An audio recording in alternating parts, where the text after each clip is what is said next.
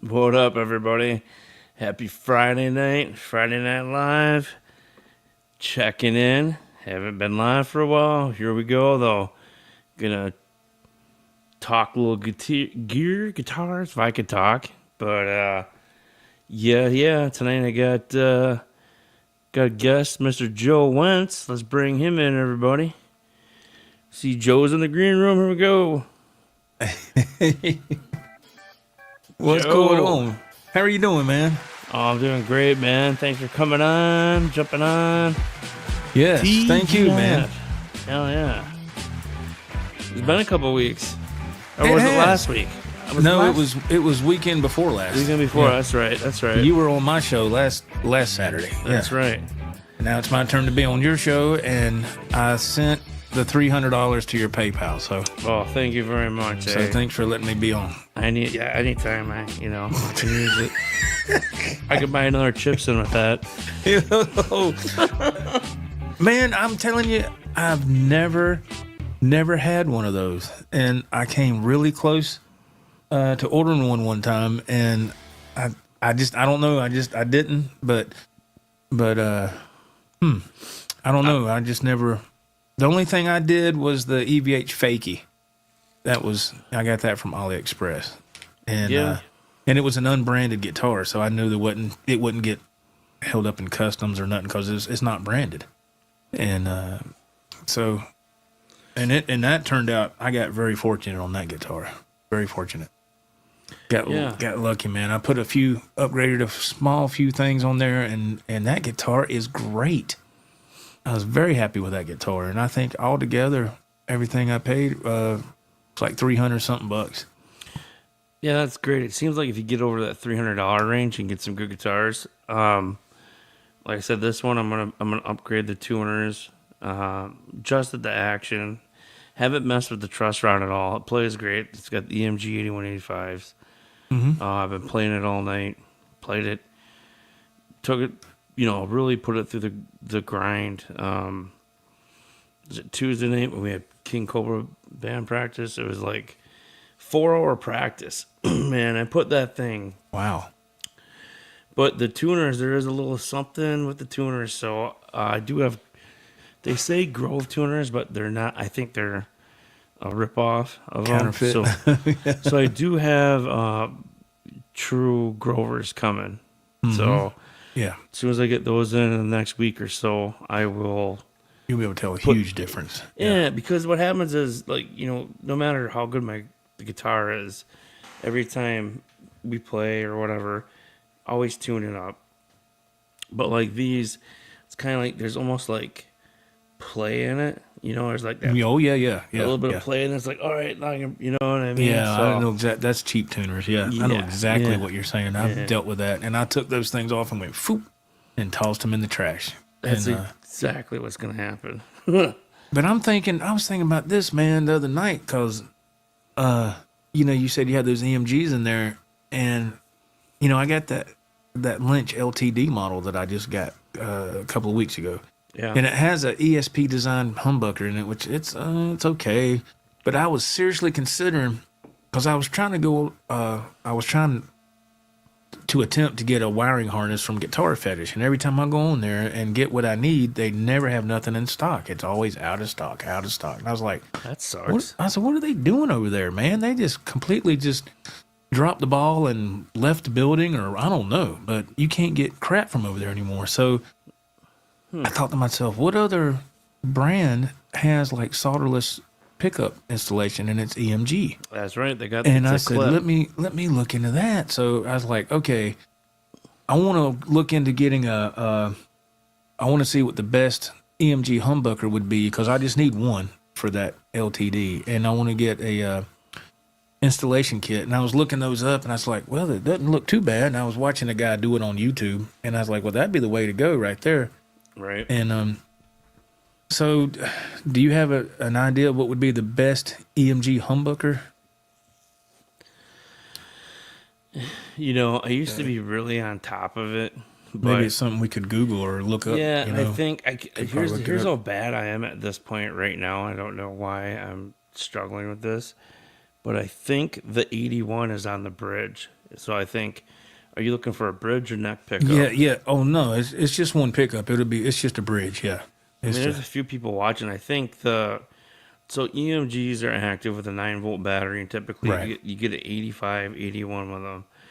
And because I say 85, 81, you think, 85 on the bridge, but I believe it's Yeah, the you're 81 on the bridge. yeah, you're right. The bridge is the Yeah. 81, but I'm just wondering what I can look it up on my phone real quick just to see what would be the best. If you want to get away from some buzz, and like the P90s came out as a cheap Gibson humbucker, and the hum to them actually became a classic sound for Gibson lovers, and actually they were, when they came out, they were kind of an annoying humbucker, and then they became kind of a staple. But the EMGs also have a little bit of buzz. But if you get Florence Fishman pickups, active pickups, Hmm. like I bought the Kill Switch Engage signature Florence Fishman, and when you stop playing whatever distortion, I mean, there is a zero buzz. So,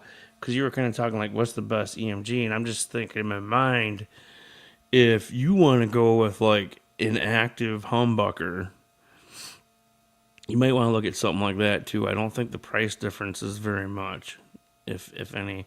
I think I paid $384 for the Signature Series Kill Switch Engaged Florence Fishman pickup, humbucker pickups, actives. Right, right. And I think EMG's got to be in the twos, 200. So, I mean, the last All time I right. bought a set of EMG 8185s and put them in was, I mean, otherwise they just come with the guitar. But the last time I bought a set of them, it's probably back in like 1999, and I think I paid $210 then. So I don't even know what the hell the price is on them now. But Okay, I'm looking at StewMac right now. Now StewMac is great to get all kind of guitar accessories and anything. The only thing they get you in, man, is shipping. StewMac likes to oh, suck that shipping to you because they want you to be a what they call like an annual member or some crap, to get free shipping. But they got an EMG 81 humbucker, and I'm just looking. I can look on Reverb, and it's $99. so that would be about right. Like I said, I paid like 210, and then excuse me, doesn't Sweetwater have free shipping on everything? Yeah, but I don't know if they sell just one pickup. I can look, And because then I what just about I just need the one. what's that other music website? Well, you got American Musical American Music Supply. Supply, yeah. Yeah, you got Sweetwater. You got Z Sounds. You got a few, but You could even check out here we go. That's 85. We want Z Sounds has the AMG 81. It's 109. So I can look on Amazon as you could well. even look up, Amazon. we have a very high end, really reputable international wide distributor here in Wisconsin called Full Compass. Mm-hmm. And that's where I bought my interface. Everything's pretty high end, but you should check out their site and see if they sell them as a single. You know what I mean? Yeah, I'm going That's to where I look bought at my interface from Full Compass. right. I'm going to also look on Amazon, and I need to get that EMG solderless set. That's what I Yeah. have. That's what I got there. It's so awesome, Joe. Just click the wires together with a. Yeah, I mean, they're small, but they click together easy. yeah, yeah, It's yeah. great. That's It's what I'm fantastic. getting ready to check it out right now. I'm gonna cause I gotta put a better pickup in this LTD because it's just I don't know. I have a few guitars that I need to upgrade, and just that's the great thing is right. Here's the great thing, right? You can go buy a $300 guitar, and I think when you get in the $300 range, you get a really good guitar. But sometimes the volume and tone knobs turn a little harder. You might want to upgrade the pots. You upgrade your pots, upgrade your pickups, and maybe you might need to upgrade on the tuners. And you just turn that guitar into a $1,200 guitar. You know what I mean? Or Yeah, whatever. That's the, you know, it doesn't take a lot to really turn it into a great guitar, you know. Yeah. And then Yeah, and then this is exactly. what you'd be sounding like next. Yeah. I just found a That's an EMG 81 right there. yeah, I just found the EMG 81 on Amazon, and it's $109, and it's prime. It's free shipping. So that's what I'm saying. Yeah, yeah. So I'm gonna add that to my cart. Are you a and Prime member? Are you Yes. a Prime? Yeah, me too. Yes. So I'm going to also look for what's it? The EMG. What is it? The EMG connection kit. I don't know what you call it. Pickup connection kit or whatever. Doesn't that just come with it? It doesn't say it though. Wiring harness, right? So Facebook user. What the hell is Facebook user? I wonder if that's one of my bandmates. I don't know. Facebook user. It's not coming up with a name. I don't know. Who are you? Thanks, though. I don't know. He's crashing. That might be Rob. Rob works a lot on the Okay, weekends. here we go. And I found the EMG. It's either 1 or 2 pickup conversion wiring kit, solderless. These have the long shaft for Les Paul. We don't need a long shaft. We need the Long shaft. We need the. We don't need that. You don't? Well, not No, me, but no. maybe she does, but not Hey. me. But Nelson, what's up, brother? okay, here we go. The shorts. There we go. These go for the EMG solderless wiring kits. This one goes for $59. With the soldering kit? It's the non-solderless kit. Non-soldering. I didn't realize you had to buy that extra. I thought it came with it. Yeah, I guess so, because it's not saying that. It's not saying that it's that it comes with it. I think the last EMGs I bought, it came with it, but maybe not. I mean, I don't know. I've never bought an EMG pickup, so I couldn't say. I don't The know. Texas specials are awesome too. What do you put? What guitar are you putting it in? No, man. Hey, Nelson, what's going on, man? Nice to see you. No, it's going into an LTD, man. My George Lynch LTD. So Texas Special. Those goes in that's in like a Strat, Yeah, like I a know. SRV type. Right, kind of deal. right. Yeah. You definitely want the humbucker, Oh yeah. the active. I'm going to go to Reverb, man, because I can't find what I want with that on Amazon. That's okay. Dun, dun, dun, dun, dun, dun, dun. But yeah, I should. we'll You know what? I could even share a screen and we could shop some pickups. I got the 81 in my cart. Ted, There's Ted Fair. What's up, Fair, dude? what's up, man? Welcome. You might want to check out the Seymour Duncan Blackout pickup if you did the EMG 81. Cool. Thank you, Mr. Ted. Thanks, man. Thanks, Ted. Hope you're doing well, my friend. Right on. I need Let to get me let's shop. I want Joe to. yeah, let's shop. Let's shop. Let's shop.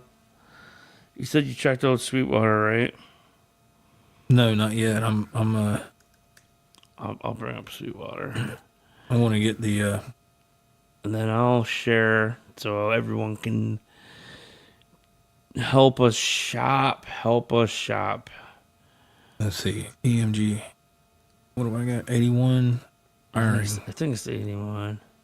I gotta get the wiring Share. kit.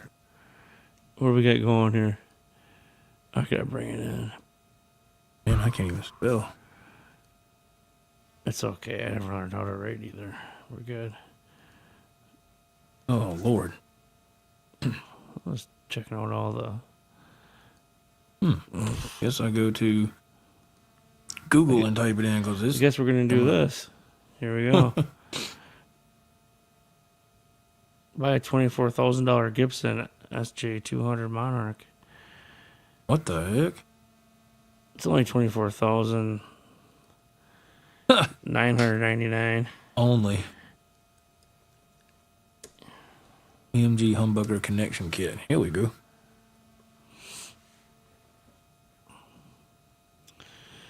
Humbucker, EMG 81. Do you want the? See, you can still get the Zach Wild kit for $219. Yeah, but I don't need two I know. pickups. I understand. just- Yep. Here we go. $109. Yeah, that's what it was on Amazon. Yeah. And then let's see the all kinds of cool colors, dude. You don't have to get black either. That's awesome. Wow. That gold. Look at that gold. Ooh, I like this one. Gold is beautiful. Here's brushed gold and gold. Chrome. White. Brushed chrome. Black chrome. Brushed black chrome. Black chrome. Black.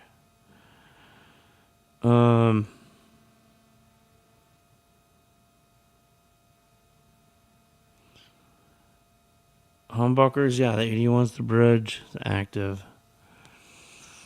Number of conductors, 2 wire plus batteries, 10K, solderless.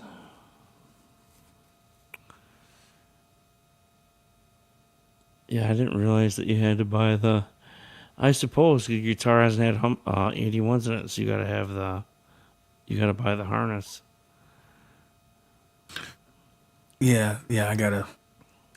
Yeah, it didn't say it came with a harness on Amazon. I found it on Reverb here for the EMG One pickup solderless electronic conversion kit. It's $48.95, free shipping. There we go.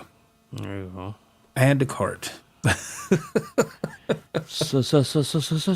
Dave's like every time we get on live, you're buying something. That's all right. That's good. Because this is what you're gonna sound like next.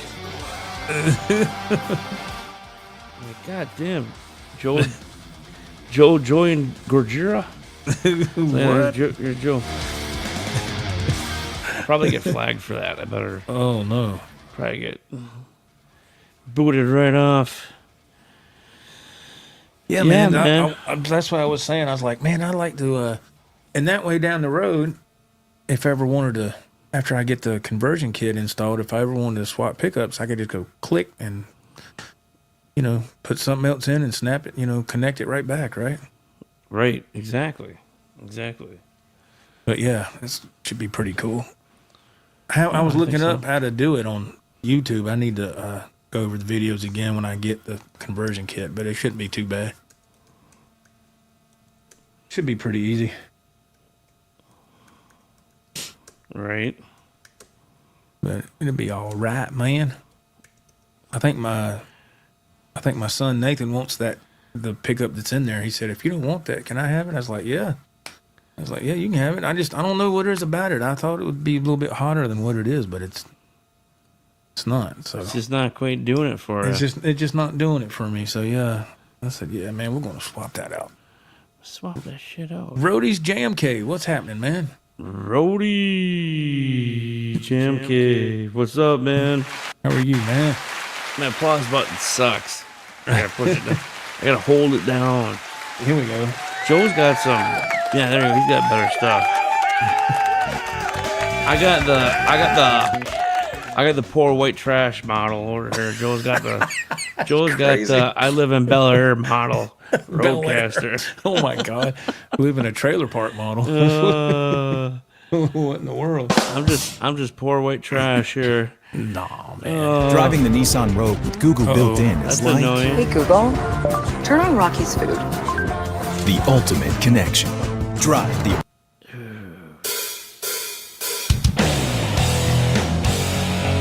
Today I'm going to show you an easy way to I upgrade watched the this. stock I watched this electronics the other in night. You got this your one? EMG Yeah, I watched tone this. She- pots, a bus, changes it and all out. the quick connect cables you'll need she's to quick, upgrade too, the boy. electronics in almost any 2-pickup guitar. Damn. So why would you use a conversion kit? By upgrading your stock electronics to a completely solderless system, your guitar will perform and sound better. It'll play good Not too. having all the stock You don't electronics. have to practice. Yeah, man.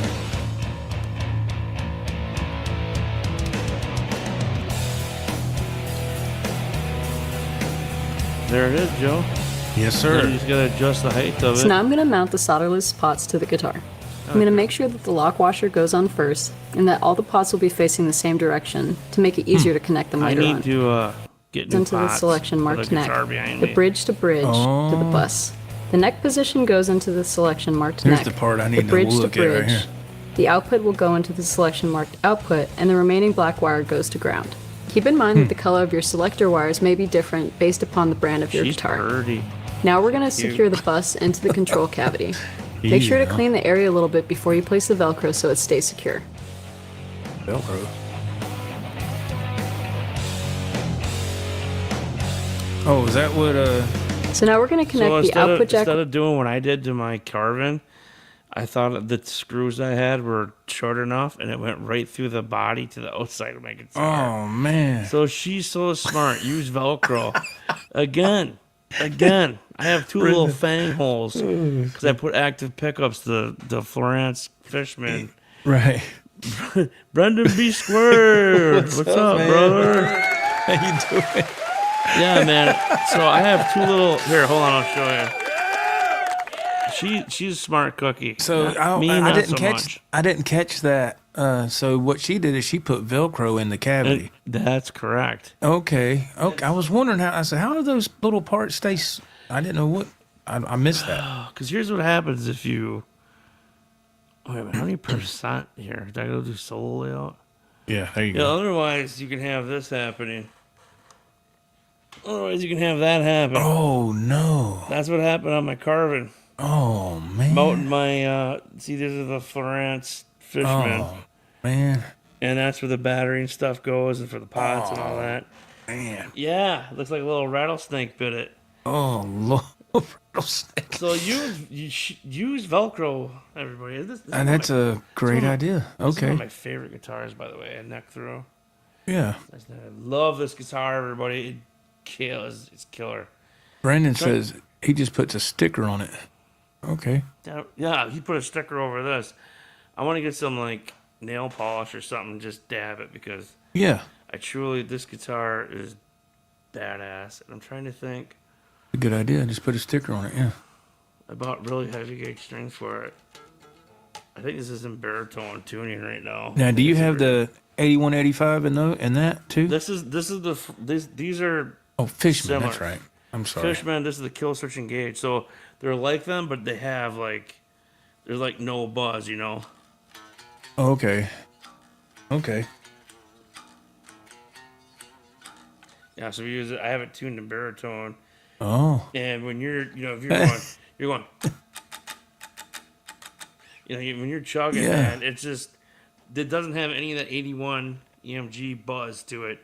But these are Yeah. still, but it's almost weird, but a little buzz and feedback's nice too sometimes. Brendan says put a King Cobra sticker on it. There you go. Right on, brother. Right on, man. King Cobra. That's the way to do it. Am I out of stickers? Wait a minute. That's the way to do it. That's the way to do it. I love the air horn. That's like air horns. Air horns. Here we go. Give me the air horn, Joe.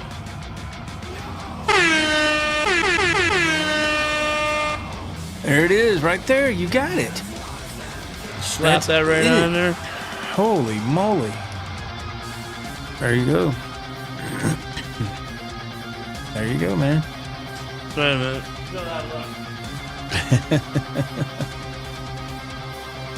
Dang, he's gonna do it right now. No, I'm not putting that on for that. Oh, I was about to say, dang, he's gonna do it right now. No. If it was a little smaller, it'd be perfect. Yeah, but I'm not really a punk rock. I'm not really into the. I can't do the sticker thing. Really. yeah, I You know what understand. mean? Yeah. I know. Some people can though. No, if I put a sticker on my guitar, it'll be on the back. And I've done that on a few guitars, but I'm not putting one on front. But I did start putting King Cobra stickers on my guitar cases because Right. I figure if someone wants to steal my guitars, I'd be like, "That's my sticker, that's my case." Until they figure out how to rip it off, that's it. It's like if I only had someone that could watch my guitars for me, because it's like, that Right. that crowd that comes in a dive bar at about 11 o'clock at night is special. It's crazy. Special. And they all want to help you with your guitars, man, and your shit when you're done playing at 11 or midnight. Like, dude, I'll help you with my guitar. I'm like, please don't touch my guitars. Please. Could you, you're standing on my pedal board. Could you please get off it for a minute, Oh, wow. Oh, look at this. Look at this cat. Hey, R2, R3. he says, can you keep it down? It's Friday. Can you keep it down? Hey, Keep time it to drink down. some diesel fuel.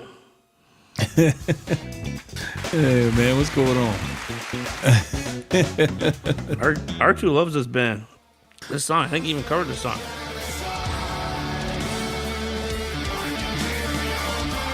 Guess this song, R2. Oh, wow. He knows I this song. have no clue. I don't know. It's Gorgia. Oh, okay.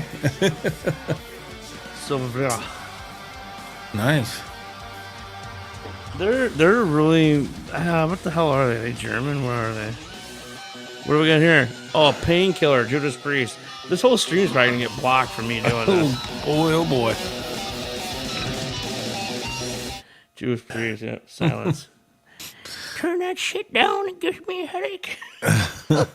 What are you going to do with your life? I want to rock. There you go. I was waiting on it. There you go. He comes in at the last second. Painkiller, what else is on here? I get 6 skips for this. Oh, here, little zombie. This is so gonna get blocked, this stream. Oh, R2 says Gorgia is from France. Yeah, France, that's right. They played for the opener of the Francisco. Olympics. Oh, wow. Okay. Wee wee, pee wee. Oh. We cover one zombie song right now, Thunder Kiss 65. 65, yeah. Yeah, it's fun. Yeah. Well, that's cool, man. You throw an 80 what did we say, 81 in the bridge? Yes, 81 in the bridge, correct. You gotta make a video doing it. So if I ever do it, I can watch your video. Make Yeah. a really good video. So how to for dummies. Yeah, because I need to learn how to do it myself. So I've never messed with it before. Just remember to use the Velcro. Do not. Oh, yeah, use- yeah. Dude, I almost cried over that. I Man. literally almost cried over that. Absolutely. I know I probably would have too. Like that old carbon is a 1994 carbon. Oh, man. I'll show everybody again for anybody just joining. Yeah, that was a. So this is a. Yeah, this is a. Hold on. I don't want the music to be too loud, but this is a 1994 neck through carbon that took me over a decade to talk the guy into selling to me. Oh, And wow. finally, I caught him at a time, and this kind of sounds bad, but I caught him in a period where he needed some money. So, Well, that's why anybody and we were sells friends, something. right? They get And money. it's one of my. It's so heavy, but not too heavy. And it plays. It just feels how they cut this body, how they cut the body and put Yeah, the yeah. relief on it. So comfortable. And I've had 2 neck through guitars, Right. and literally they are. I freaking love neck throughs, and I only have. Oh, yeah. the one. And look at that! Look at the wood on that, man. It's beautiful, gorgeous. man. Beautiful. You Yeah. know. Yes, And, R2 says 81 in the bridge, 85 in the neck. That is correct. Yes. So yeah. Thank you. So then we didn't use Velcro, and the screws came through the body. Oh, It Lord. was that little fang mark, so that's what I showed everybody Oh, earlier. no. Yeah, everybody probably just saw it twice now, but so anybody watching, Velcro is really a smart thing to Yeah, do. that's what I will do. I will definitely do the Velcro because I got some really good pedal board Velcro that I got from was it Amazon, I think, and it's by Crosby, and it's really good, and it's really adhesive, and it does really good. That cheap old pedal board Velcro that I've got before from what's that other places it wasn't no good, but this stuff here, the Crosby pedal board Velcro is the bomb. That stuff is great. You put that stuff on, it ain't coming off, man. So I will definitely have to use that. The shitty thing is, the Gibson, the body's thick enough. So Yeah. Oh yeah. Yeah. us, Yeah. when you're old like me, I guess, you just think I use these little screws, and then I drilled the fucking Well, body. Luckily, it's not too bad. It took me probably, well, I'm still not over it, and I've had that guitar for years now, but it really messed me up for. I mean, I don't know. You ever have something you like so much that you want nothing to happen to it, and then you fuck it up, and you're so upset. It's so upsetting. Oh yeah. Yeah. Yeah. Yeah. I was like seriously Make your stomach turn. Man. beyond words. I couldn't even hardly. I was just hell bent that happened. Yeah. So upsetting. So upsetting. Everyone's like, oh, I could put wood film, but there's nothing's gonna match that blue perfectly. Thank God. Yeah. Thank God it's small, like the size of like a the pen. Yeah. But still, oh my God. Oh dude. yeah. Well. It's a 1994 for freak's sake. Like. Oh well. Yeah. But Nobody notices besides me. Thanks, didn't- Nelson. Thanks, man. Yeah, I didn't. I never noticed that till you brought it to my attention, and you've showed that guitar off plenty of times. Well, yeah, but it's an important lesson learned for anybody that's. Yeah, when she said vocal, I'm like, oh, why didn't I think of that? It's I didn't catch that when I watched it earlier in the week. I will definitely keep that in mind. Oh, hell yeah, vocal is definitely the way, for sure. I can't believe I didn't think of it when I did that, to be honest with you. Right. I mean, what the hell? It's okay, man. I mean, Yeah, I'm over here getting quiet and depressed. Nothing. What else? Just shit. It's fine. It's fine. All I gotta do is put a little touch up blue on it, and it'll probably you won't notice it anyway. right. And then you just play it out, man. Mm-hmm. It's what it's made for. Yeah, that's right. So yeah, in other news, man, I got your shirt sent out. Yes, thank you. That's awesome. And Andrew Knox, I got his shirt sent out because last week I was on Joe's show. For anybody that didn't watch Joe's show last week or tune in, Right.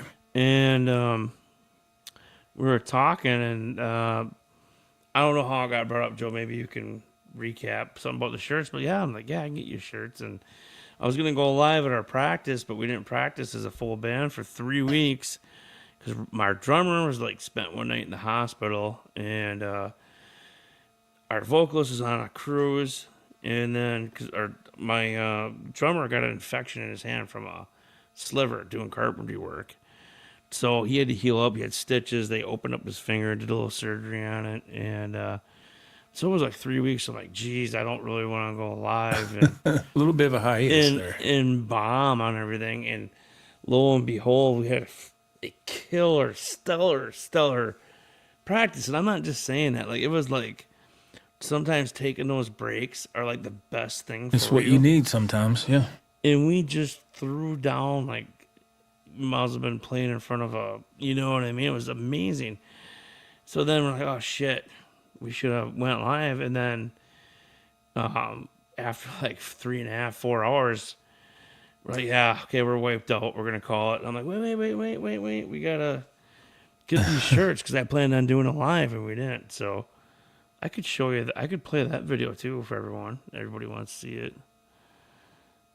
Should I do that, Joe? Yeah. I went when I was a few nights ago when I got home, and I was getting ready to go to bed, and it was about 6:30 in the morning when I got here, and I said I saw the notification on my phone. I said, and I watched it. I thought that was really cool. Yeah.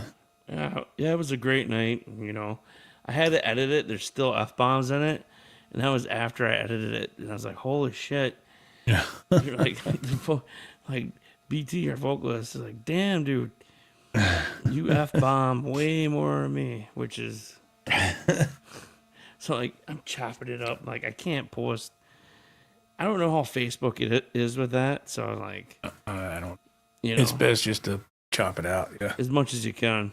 Yeah, and just make it kind of user friendly. All right, so I'll show the video quick. Let's see. Yeah, King Cobra page. Joe Wentz, Andrew Knox, King Cobra. King Cobra. There's our new. You ever recording, dude?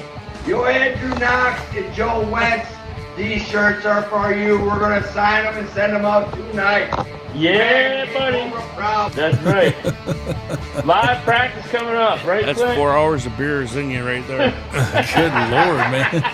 Don't fuck with We it. had a What's up, long guys? practice. We should have went live today. We haven't practiced for 3 weeks due to injuries, and it was a fucking great practice. Lamb of God, He was on the motherfucker. crew, Lamb of God. Robin spent a night in the hospital a couple weeks ago. Hey, for the Cobra Den, we're going to sign these and get them mailed out. The signing of King Cobra. This shirt here is going to Joe Wentz, South Carolina. That song is Calico Yeah, going buddy. in the background too. All right, here's That Andrew's song. shirt. So everyone sign that one. Maybe get these signed so I can.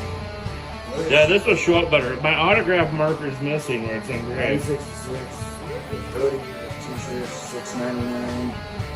So Put that's the it. fucking logo in there. Another F bomb. Listen, man, go and sign Hey, this bad did boy. you even sign it, or did you just put a line on there? No, I Yeah, signed Rob it. was I drunk. signed it. Okay. This It one looked like goes you went- to Andrew. Yeah, Andrew I'm trying to Knox. figure out how to do an Florida. autograph. I suck at it. I'm signing on the I did R. sign it, Signing but- on the R for Robert. Robert Corbett. Daniel Woodruff, aka BT, our frontman. And he signed it like a pro. Mr. Watch Metal him. Look at him. Machines, the Lamb of God Oh, hat. yeah. Just got back from a cruise. Lamb of God. Yep. Sign right on the I'm sorry, I've been right drinking. on Like, the right on the I'm corner. like, still. I've been drinking since like fucking last. that's where I Friday. crossed my New teeth. Hoosier. Stop. All right, guys. All tequila. Thank you so much. See you on my podcast, your guys' podcast. Love you. Now, is that in your studio there? Yeah, it's right Okay, over good. here You didn't have behind to. me. Good. You didn't have to drive. Good. I was about to say. No, I mean, Dan is actually. I wasn't that well. I don't know, but yeah. You just sit there and said that was 4 hours of drinking. Well, and playing guitar, so like you can't drink that much when you're playing that much. I you know? can't. I can't. No. So, but at the end of it, like that was probably like a half hour after the end of it, and everyone Oh, talking okay. about things. And I mean, we have look right over my shoulder. You got those little cup Oh yeah. beer can holders on the mic. Yeah. stands. That's cool. So you go between songs. Yeah, that's nice. And yeah, you know, you play so many songs, and you grab your beer you cracked open, and it's like piss warm. You're like, oh. Oh yeah. But yeah, no, I got, you know, my name's weird for, you know, my name's, you know, David Stafford. It's like that, like that's a lot of letters to try to sign like autograph style. Like I need to learn how to like rewrite. But like BT's like, so he held it. He's like, whoa. I'm like, yeah, whatever. So I'm like, wow. Just a big T in there. You'll get it. No, but that was fun as shit. That was cool, man. Thank y'all. That was awesome. Yeah. Oh yeah. No problem. We so that they should be there. I don't know. Next couple of days, maybe. Yeah. Somewhere in there. You know, but we I'll sit there and be waiting on the shirt. I'm like, where is that shirt? And the mail lady will show up. I like this shirt. She's wearing it. I'm like, hey, lady, what are you doing? we have pink Oh, okay. tank Pink tops shirts. for women Yeah. with our logo on it. Yeah. Nice. Oh yeah. We want to get Very them cool. in it too, you know. It's Yeah. like I think there's like 30% of our fans are women, and the other is all guys. Like That's okay. Middle-aged guys. But yeah, at least we have some women. I mean, Yeah. Yeah, a lot of metal bands don't have any. It's just well, in the male metal dominated, world, I think. yeah, in the metal world, we're not really considered metal either. We're kind of like in between. It's kind of like rock.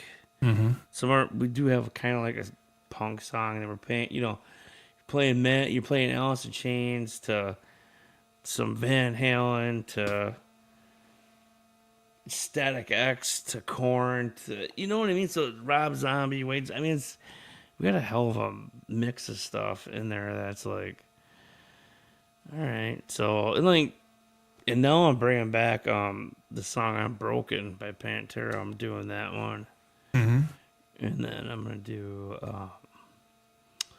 Holy Diver, Kill Switch Engage style, and Drop C. So Nice. that should be fun.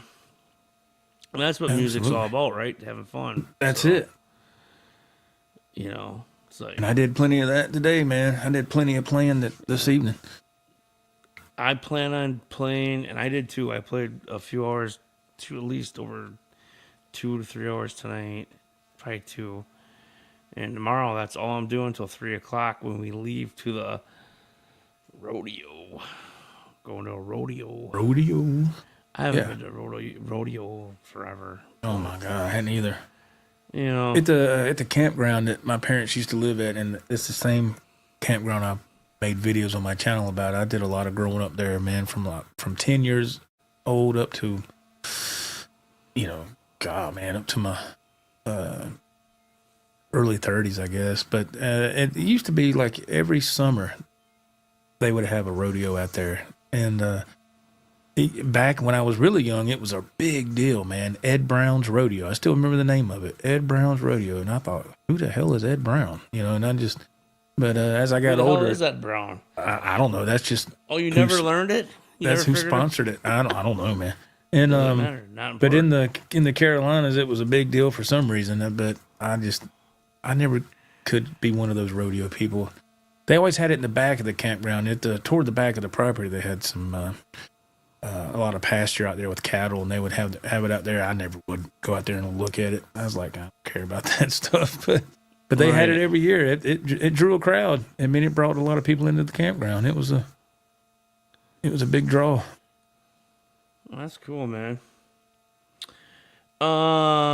Hey Ted, hey Dave, did you guys cover any Mastodon? No, but that's a great suggestion. And I Dang. actually opened up with my old death metal band. I got to play with Mastodon.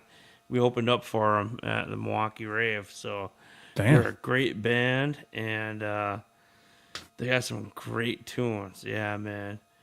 Mastodon, Dillinger, Escape Plan, Obituary, Guar, and Lamb of God, Seven Dust. I think we opened for it down there. But Mastodon's got some killer tunes.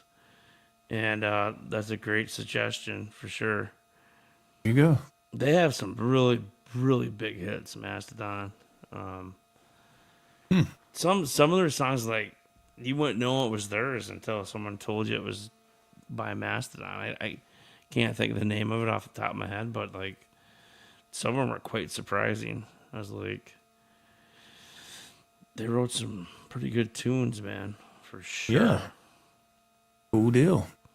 Red Fang too. I wonder how Red Fang's doing nowadays. They were actually the band right before Mastodon, and I think we had was it called the Bar Room stage to the Eagles Ballroom, and I think Red Fang and my band Seven Signs went on at the same time, and I don't know what happened, but I think Red Fang was such a new band. They only had I think they only did like a 20-minute set and was supposed to do like a 40. So then the rave manager came in and asked us if we could do another half hour. So it was like close to an hour. And we said, yeah, we'll do it even if we got to replay some songs. And so then they opened up the entire ballroom doors. The doors were the part of the building we're in. So there's thousands of people crowding in and shit. And we sold like $1,500 worth of shirts and CDs. God, And man. that show was awesome. It was the most people I've ever played in front of probably at that show. Because I don't know what happened to Red Fang or if that's all they planned on playing and Mastodon wasn't ready to come out yet because what they had maybe a designated time. I don't know the circumstance. All I know is the club owner of the rave came in and was like, "Hey, can you guys play another half hour?" I mean, no matter what, I wasn't gonna say no. I was like, even if we replay the exact same set, if you're gonna open all these doors and all these other, you know what I mean? They didn't hear the first set, Right. So yeah, That's cool, man. yeah. But Mastodon, I forget about them for some reason. See, the thing is, I think because I work on so much music and write music and work on certain songs, the things that I do miss out on sometimes because the jobs that I'm on are loud too and stuff, so it's like I don't really like my free time. I'm spending trying to get better at guitar and learning songs and doing things, and instead of like, it's nice if you get a cup of coffee in the morning and just listen to a lot of bands and a lot of music, and then because every time I listen to something good, I get inspired, right? I mean, it's like, man, I love that riff, and then something close to it comes out, or you write something, just I love every time I listen to something cool, it's like I want to grab my guitar and start writing something, But Inspiration. yeah, it's inspiration, exactly. And that's what it's all about. I mean, basically, all music's been done. I mean, it's just been played different ways. It's just a matter of mixing it up again. And, there's so many combinations that can be done, and it has, but it all comes down to different tempos and melodies and just trying to tap into something a little bit different that just has that hook to it. That's right. That's right. I was thinking, God, wasn't that long ago, a couple of weeks ago, I was thinking about some of the songs that I did. Of course, some were instrumental and some had vocals and stuff that I attempted to sing on. And there was like 2 or 3 that were okay. And, but you know how you do stuff and you kind of let it sit for a while and you go back and listen to it and you're like, man, what was I thinking? And then some things you'll go back and say, man, that ain't too bad, and then, Right. But I haven't tried that in many, many years. But there was a time where I would, when it was my couple of days off, man, I'd buckle down and start trying to come up with something and lay a drum track down and then rhythm guitars. And I would always layer the guitars so it'd be nice and full and then start trying to work on something. But when I was able to get that, man, it was such a great feeling. Felt good. I haven't done that in a long time. I need to do another song. What's up, Charlie? Charlie S., what's up, my man? How you doing, Charlie brother? S. So it's gotta give it a proper introduction. Charlie S. Charlie S. Welcome to the show. There it is. There it is. Whoop, there it is. I think I bumped my mic fader. So, but it's interesting that you brought that up, Joe, because it was just like 2 weeks ago. My vocalist is like, he's giving me shit about, we need to play a country song, and I can't stand country music. Country? Right, something like country. So like I did this thing on acoustic, which was like acoustic song, like country, but like I like Johnny Cash. If I had to pick anything, like I like his depressed kind of baritone voice, kind of. And he was on that cruise, and then so I'm like, here's your country song, and I didn't hear nothing from him. So I'm like, you know what, F it. I put some of my own vocals on it. My vocals were in time, but some of the things that were pitched here a little off was like, so I just gave it that Johnny Cash kind of talk song thing feel. So it's not bad, but like, practice makes perfect. But I'm like, I don't know. I mean, It's like, yeah, it's for me, it's weird. Yeah, I've trying to never listening to myself. I've never sing. been a great singer. No. I just don't have any range, and it was always hard for me to stay in pitch. Right. My vocals were very pitchy, and I was like, how does somebody master that? And it just comes down to either you have it or you don't. It's just one of those things. I mean, you're born with it. Yeah. I don't think it's something that you can learn. I mean, you can enhance your craft to make it better, but either you can sing or you can't. There's no in between. And I was one of those people that I just really couldn't sing. And I mean, would, there's certain things that are taught. If you have somewhat of a voice, they can teach you how to use it. But yeah, I mean, but mean- far as being in pitch and staying in key, that's kind of something you're born with, I think. I mean, if you have a good ear, and you kind of know. Well, I had a pretty good ear. Like I said, it's just the rest of the voice is the problem for singing. Yeah, that's yeah. I mean, if you get I guess they work in conjunction together, but yeah, it was just I don't know. Some of the things I do, because my range is very limited. I don't have much of a range at all. And Me too. That's why I picked that Johnny Cash record. I'd be like, I am walking down the road. Like simple shit. You know what I mean? Like, yeah. we better dumb this way down to just a few words here per line. Oh, Ted says, I feel you, Joe. Just learned Wanted Man by Rat. It truly inspired me to be a better player. Oh, That's yeah. awesome, Ted. Yeah, that's awesome, man. Congrats on that. That's a band. That's when we were talking about on my show last week about bands that we were shocked that made it. And I've always liked Rat. I seen him live. I mean, but I just always thought that his vocals, they weren't that great. They're okay. Yeah. They're good for what they're doing, but he was never a stellar vocalist. But neither was David Lee Roth. But they made it work. Yeah, but- in some ways some people could look at it as they were underrated too. In some ways, for the musicianship. I mean, it's just as far as the musicianship, it was incredible. It's But, so weird to. But Yeah. the only song by them, the only song that I liked by them was Round and Round. And that was the only song I liked by them. And it's not that the other songs weren't any good. It's just, it didn't grab me like Round and Round did. That song just had everything, every element. It just clicked. And I was like, I love that song. And I remember I got one of their albums for Christmas one year. I was in high school. What the hell was it? It was I think it had Way Cool Jr. on it. And I got it from my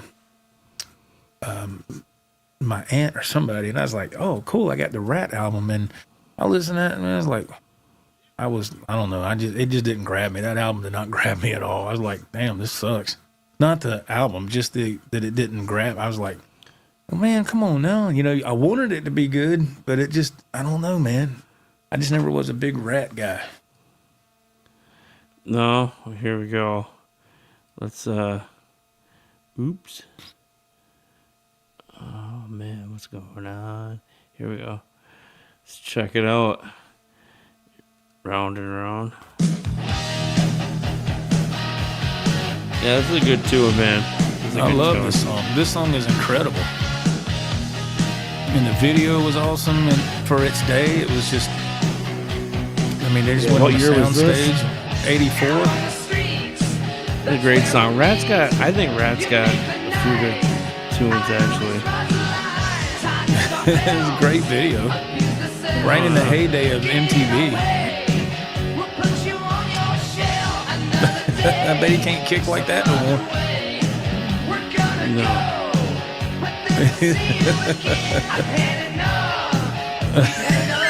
She's hot. Oh, shit. What's his name, man? That comedian, what's his name? Sam Atkinson. Who's in here? That one sitting there in the suit. Well, that's him. That's him playing both parts. I can't remember his name. Oh, he's playing the woman dang too. it, man. Andy Who's Griffin. No, man. Oh, okay. Sorry. No, that's He's like Andy Griffin. Aren't you the one that likes Andy Griffin so much? You used to watch it all the time.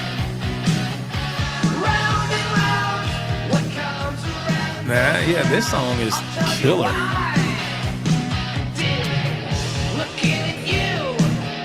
And it's hard to believe that, what's the other guitar player's name? Robin Crosby? Yeah, he's passed away.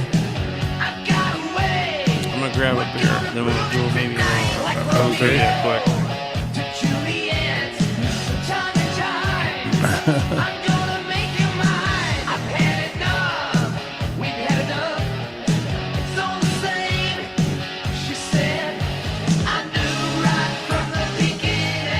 Burl. Milton Berle. That's his name. Milton Berle. That's right. Yeah.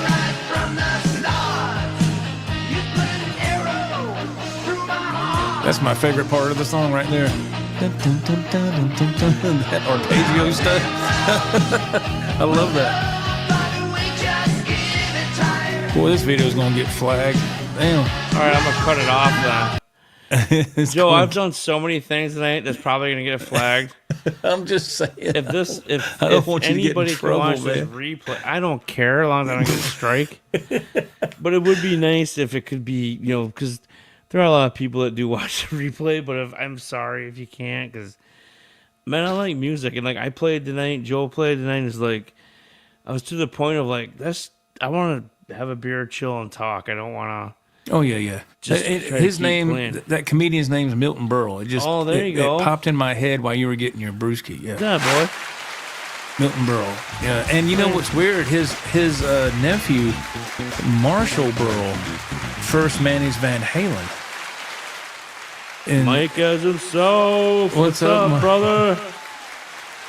what's up, man? Sorry, I'm sorry. I thought think Marshall I, Berle was his nephew, but Milton Berle's nephew actually managed Van Halen in the very beginning. Actually, yep, in the very beginning. Cool. But anyway, yeah, he was that was don't get me wrong, man. I love that song. It's just that was the only song by them that really Resonated with you? Yeah, and the other songs, Warren D. Martini, incredible. Yeah, they I think his nickname when he was younger they called him Torch because he was so fast on the guitar. Warren D. Martini, and but yeah, I think Robin Crosby. I think he's passed away, man. He went down a bad bad road there. All right, well, let's see. Check with my mic. 'Cause Yeah, I sounds keep good. hitting my fader. How y'all doing? It's Friday night. We're going to reiterate here. I'm a David. This is Stafford's Music Studio. I'm here with my good friend and longtime co-host, Joe Wentz, from the Joe Wentz Project TV. Thank you, man. Thanks for coming tonight, man. Thank you. I don't know how long we're going to stay on. It was off the cuff. It was a quick snap decision to come on and see all you lovely people tonight. Thank you We're so much doing for jumping in the chat. We're doing a 6-hour marathon, so y'all settle in. Actually, it's going to be 8, Joe. I pay you for 8, not 6. Oh, A straight sorry. and honest 8. I forgot. Okay. 8 hours. Can you imagine? Like, what time is it? It's 3 in the morning. Dave's still over got there 4 sleeping on hours the to go. couch. I'm over there curled up on the couch sleeping. Oh man. Did Dave just shit himself over there? Oh no. Mm, What was that? not good. Not good. All right, what the hell? Let's do a little fun. Something I haven't done forever. By the way, there's no winners. You're all winners. We're just gonna have fun with it, but maybe a little trivia, a little rock and roll trivia.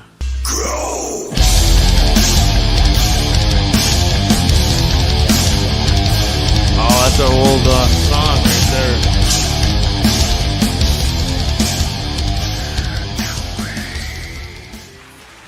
That song was called Change.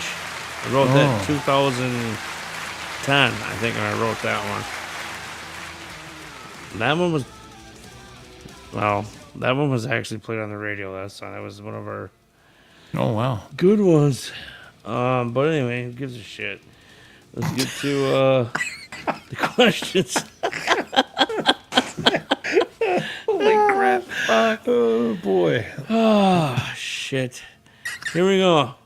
Joe, I don't know. You can race the chat, or you can race them, or there's only 6 people in there, so let's do this. Okay. I'm kind of asking you, everybody in the chat, please answer if you know. All 6 of you watching. AC/DC is one of the most iconic rock bands in history. Oh, I can't read that part. I screwed. Let me see. No, it jumped me ahead. Sorry. I couldn't do that. I was just reading you the answer. In which year did, here we go, forget the AC/DC thing. In what year did Led Zeppelin form? Was it 1969, 1975, 1968, or 1800? So I mean, we had 1969, 1975, 1800, or 1968. Okay. What do you think? I think I've seen some Led Zeppelin stuff, and I've seen a couple of videos that were black and white. So they're kind of older. I'm gonna take a stab at it and say 68. That's correct, buddy. Oh wow! Okay, 19. Let me double check. Yeah, you're right. 1968. cool. Oh cool. boy. Okay. Cool. All right. You're 1 for 1, Joseph. Oh Lord. Let's try another one, shall we? Okay. Thin Lizzy was formed in which country? Was it? I need Jeopardy music. I need some music somewhere. Was it England, Scotland, Ireland, or Narnia? Oh wow.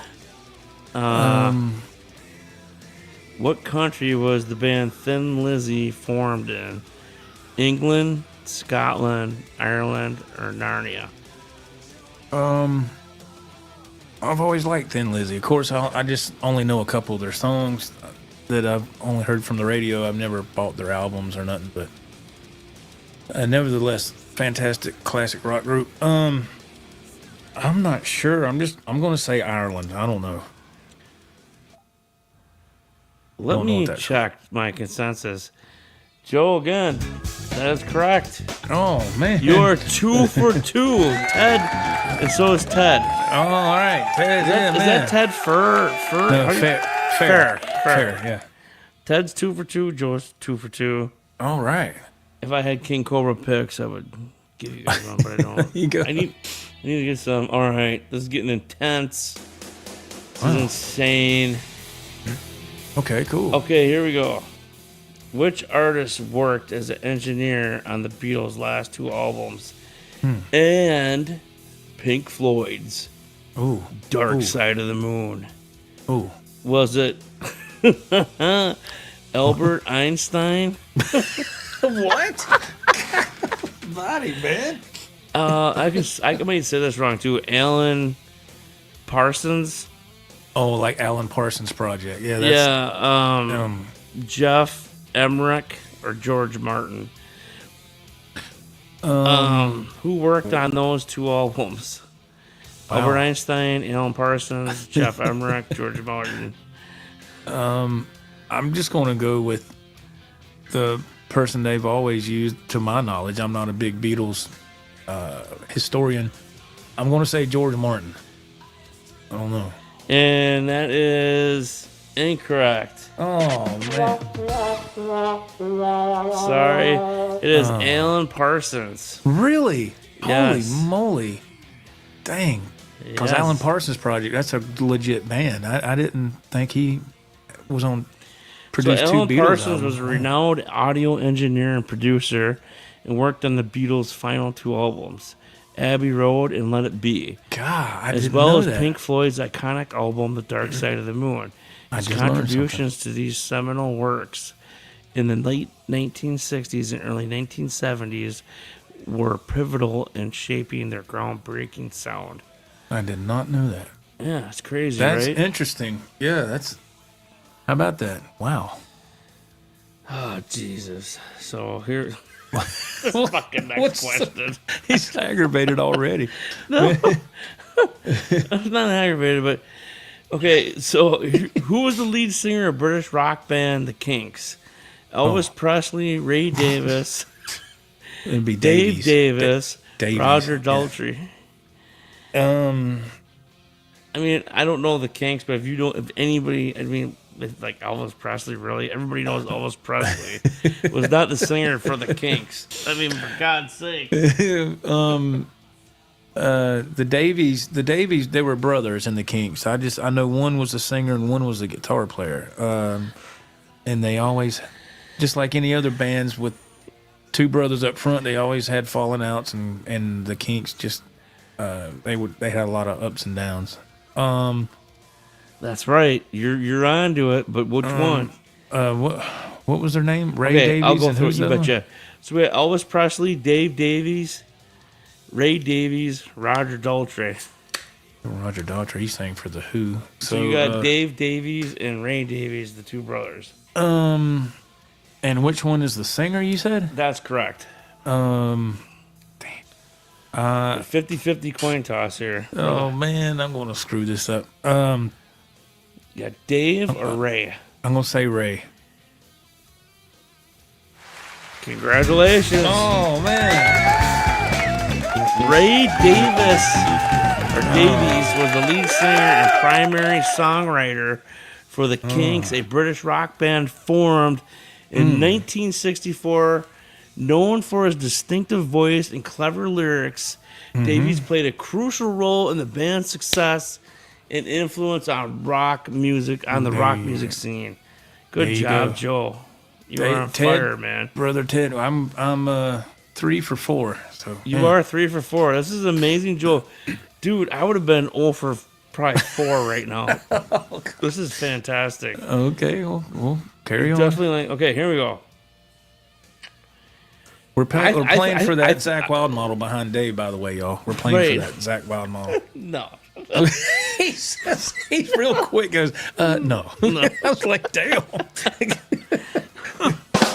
But I like where you're I like the way you think. I like the I'm way you kidding. think. Just playing. Go ahead, brother. I know you're gonna know this one too. I'm pretty sure I've heard you talk about this before. Maybe not. Maybe it was somebody else.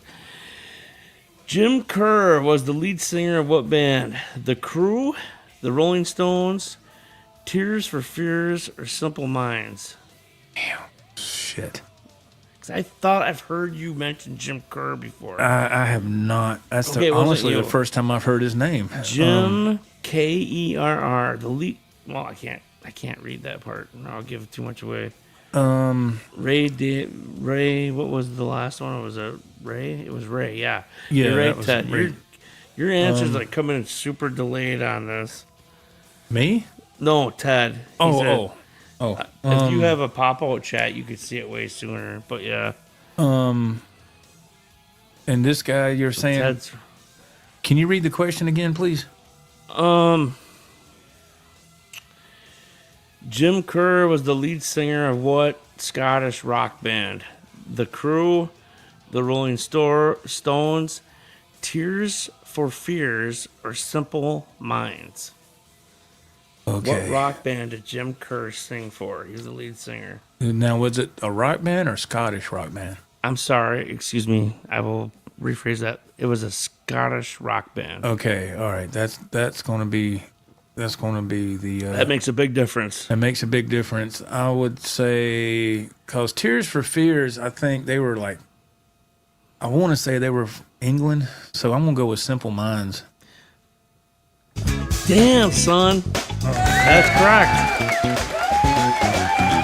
You are 4 for 5 right now, right? Is that what we're doing? Is it 4 for That's 5? correct. Ted Fair got it too. Yep. Oh my God, dude! You Yeah, guys are 4 for 5. Yeah. You're gonna get an autographed T-shirt from King Cobra. Hey, if I do, get me the other one. So that way I have both. Or let me just send me I the meant link. the one I'll that's buy already in it. the mail. I'm just playing with you, man. I know. We're just having fun. Dave's like, I'm, you're pushing your.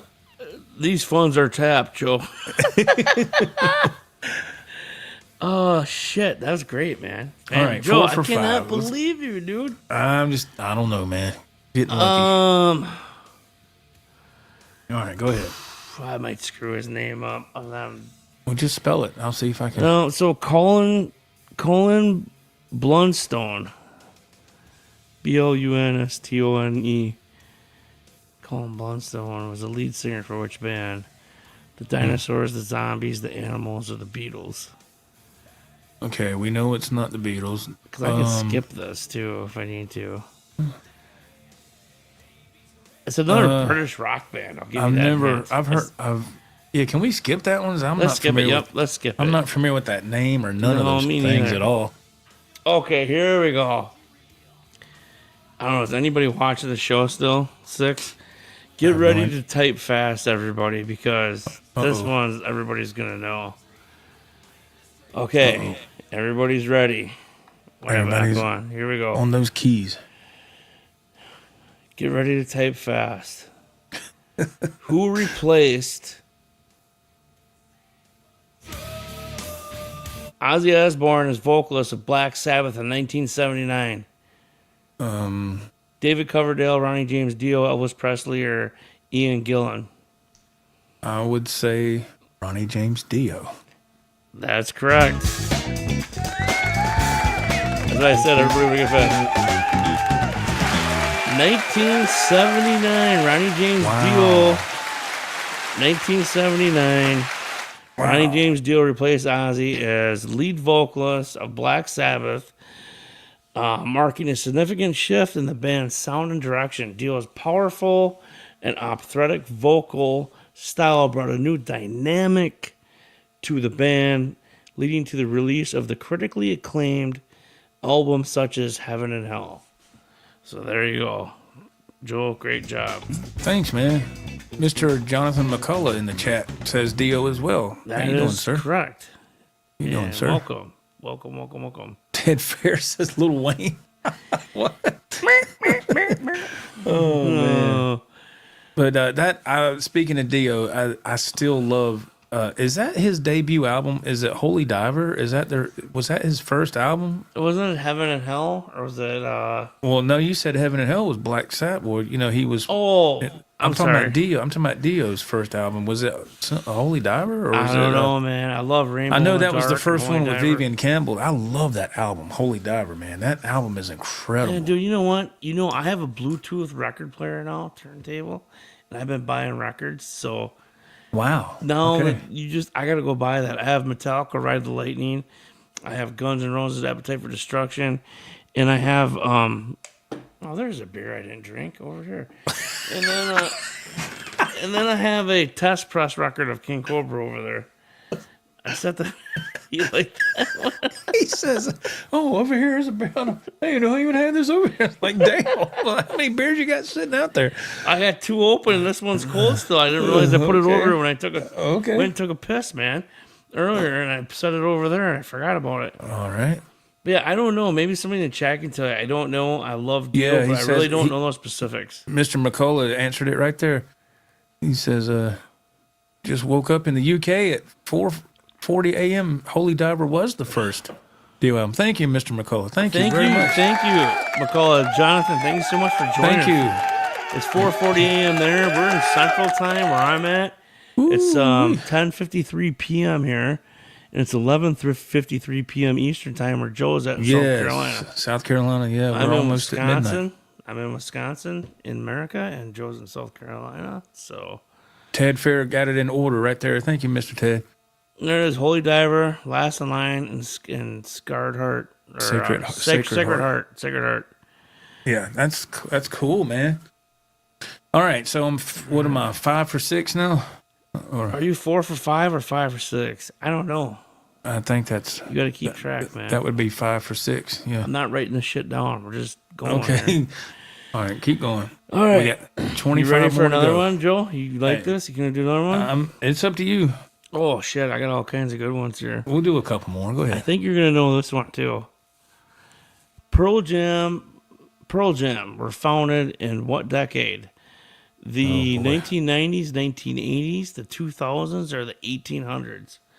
Well, you get rid of the 1800s. That's off the list. They were founded. All right, so 90s, 80s, or 2000s? it's interesting because founded is different from when they premiered. Right. You're thinking, were they famous versus founded? Yeah, I mean, Right. I remember hearing them in the '90s, but is that when they formed a group and they were founded? But so I'm just going to go with the obvious. I'm going to say the '90s. That's Holy Diver, Last Line, and Sacred Heart. Isn't that what? I'm assuming that's the chronological order of Dio albums, I guess. Yeah, this, I didn't mean to. I just got sidetracked because this, for some reason, my StreamYard chat is so delayed. This just popped up.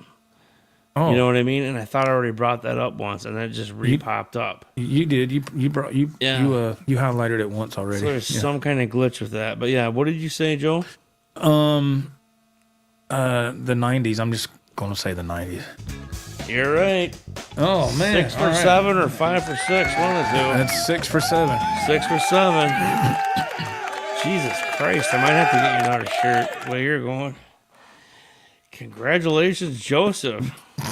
Okay. I always love music trivia. It's always fun to do. So Music what and year, movies. I'm going to skip this one. Do you know the band Squeeze? I've never heard of them before. I've heard of them, but I'm not familiar with their work. All right. Do you want to guess? You want me to, you want to do a guess or skip it? Can we pass, please? Yep, we'll pass. Thank you. Oh Jesus! This is you got this one so easy, but maybe you'll mess up on it. I don't know. To mess up. And I all right. Oh Jesus Christ! This is so easy. Uh-oh. What group is known for the hit song "Purple Haze"?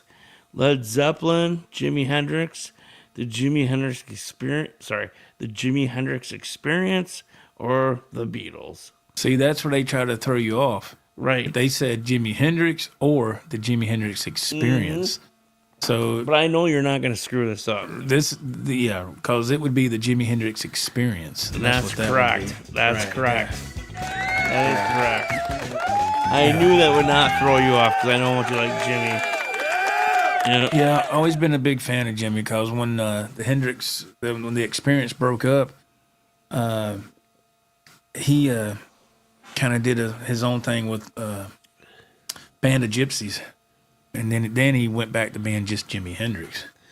So the song "Purple Haze" is one of the most famous tracks by the Jimi Hendrix Experience. Sorry, I got my echo on. Released in 1967.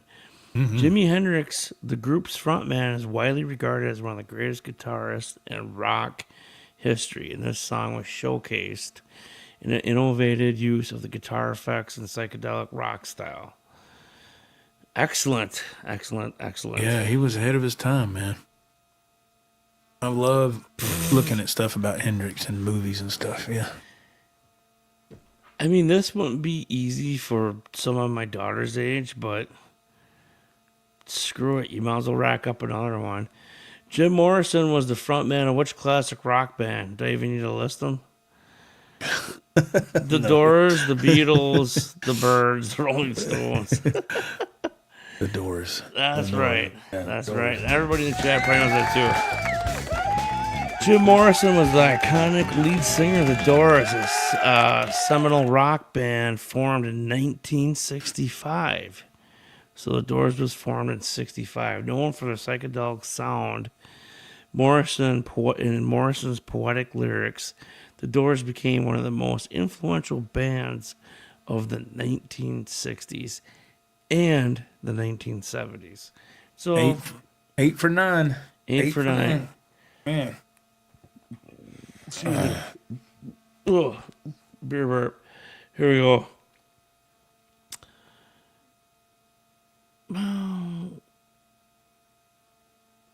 We already did that one. What the? Let's see. I think I did that one already. What the hell?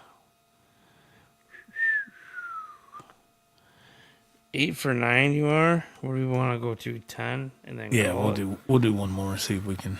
Let me see if I can get I gotta get a different question thing here and ding her up here. This one might be like really. Oh Jesus, we're not. This is so bad. This is like, this doesn't count. This question. What instrument did Jimi Hendrix play? For fuck's sake. Let's go. Oh wow. Here we go. Marianne Joan Elliott said a female punk rock pioneer who also formed the band X-Ray Specs is better known for her stage name / Cat Power Polly Strand Marilyn Manson. I have no idea who any of this is. I have no idea either. I skip that one. I've never heard of any of those. What British rock band pioneered the use of a light show? What British rock band pioneered the use of a light show? The Beatles, Pink Floyd, The Who, Led Zeppelin. Golly. Pioneered the use of a light show. Yeah, what British rock band pioneered the use of a light show? Was it the Beatles, Pink Floyd, The Who, or Led Zeppelin? I know the Who had some good ones, but I'm gonna go with what Ted said because I was thinking the same thing. Pink Floyd. That is correct. That's 9 out of 10, right? That is 9 for 10. Well, 9 out of 10. congratulations, man. That is friggin' awesome. Thank you, man.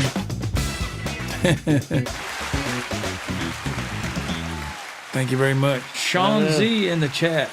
Sean Z, Z what's in up? the chat. How you doing? Joe just won the trivia. About what? What do you mean? About what? What do you mean? We just talked about. What we just talked about. I've played Rick. I love these videos. Pissed off. He's pissed off. Damn. That was the real life He slaps situation him. with the bass player we had at the time. He goes, what are we talking about? He slaps some sticks together like he's ready to get something going. Here's another clip with the.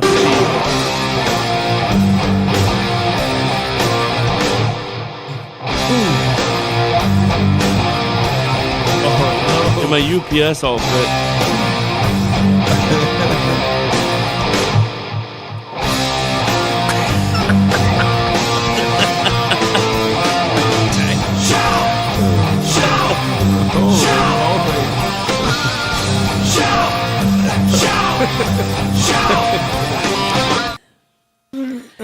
Oh shit. Alright, Joe, we got one more challenge for you and the 8 people in the chat. Here we go.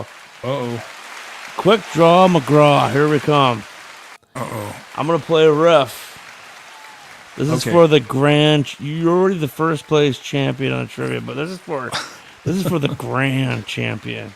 Oh, You got Lord. first place. You made it through the finals, but now this is for the gold right here. Uh-oh. Name this riff. Here we go. Okay.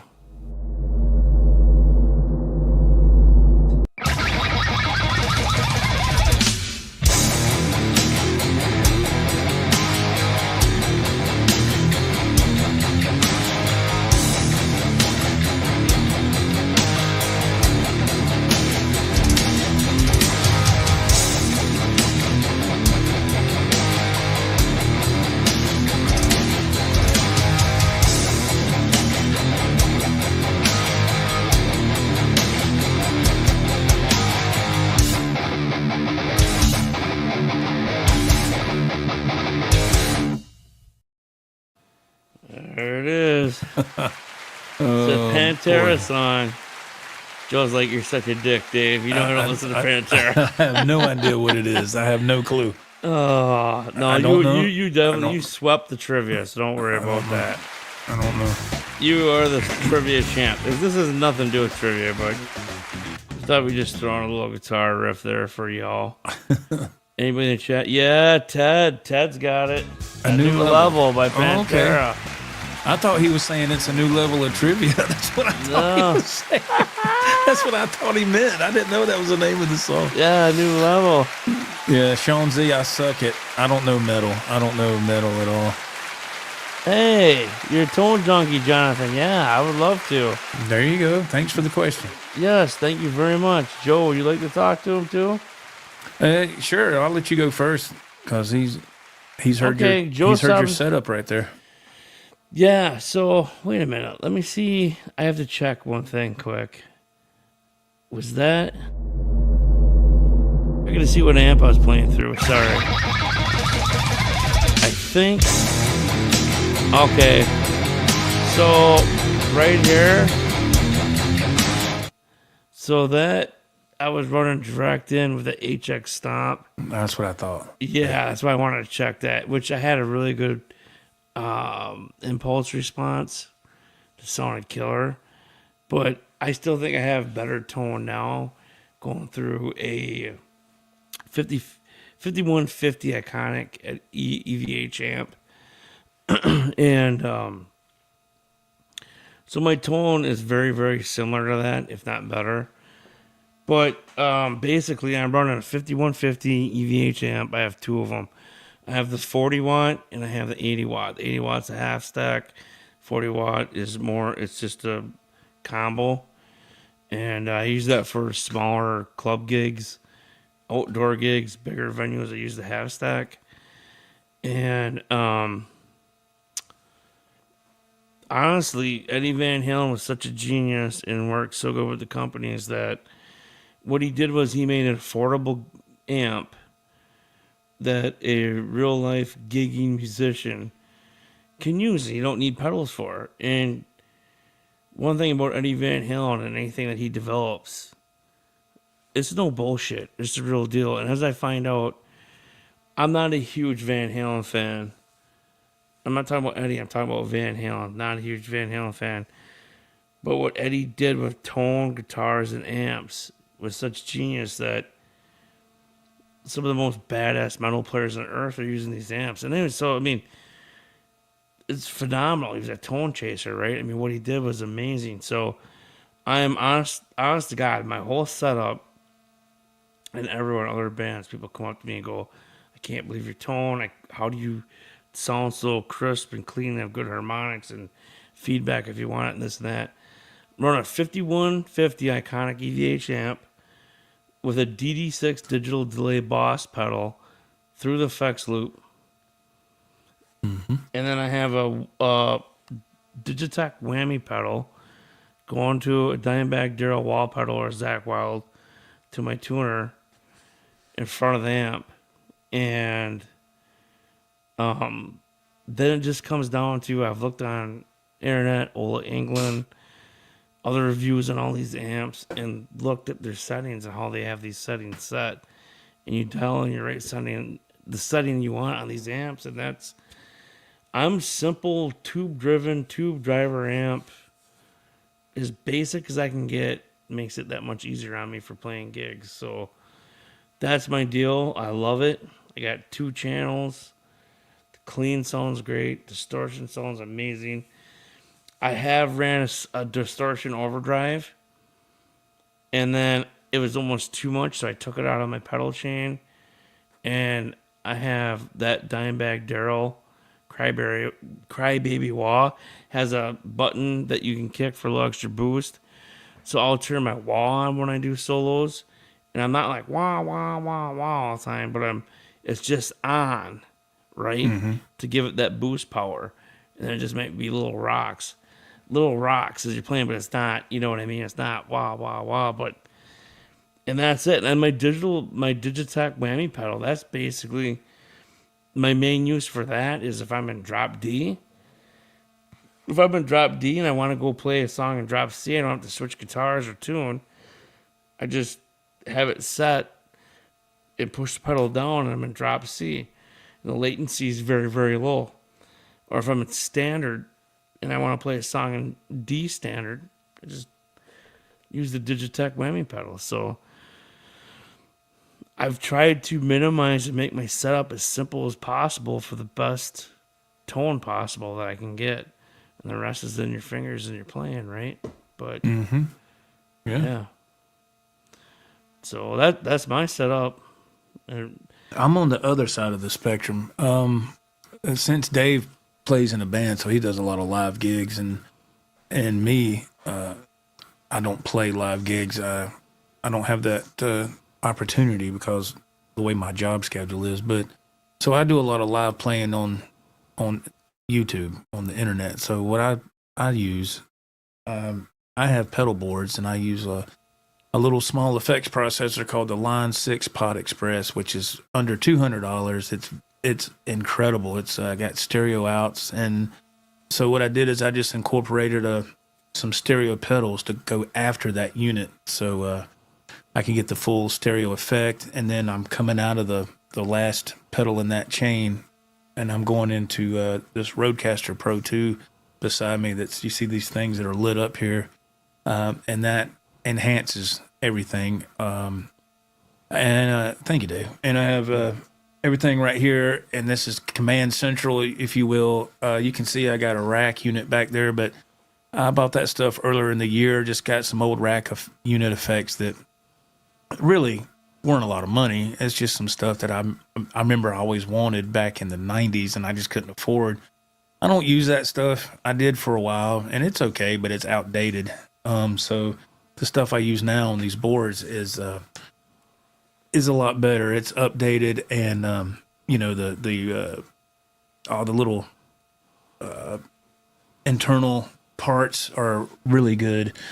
I've always been the kind of guy to see what can I get on a working man's budget, without dropping, thousands and thousands and thousands of dollars on digital stuff, which you can, but I'm just not going to do that. So with my setup, I have everything fixed where I can play live, and it does good. I mean, for my setup, for what I do, it does good. I'm happy with it. I mean, I've spent a lot of time in this room going through different setups and different pieces of gear, and I'll do test runs on YouTube where I'll go live, but it's unlisted.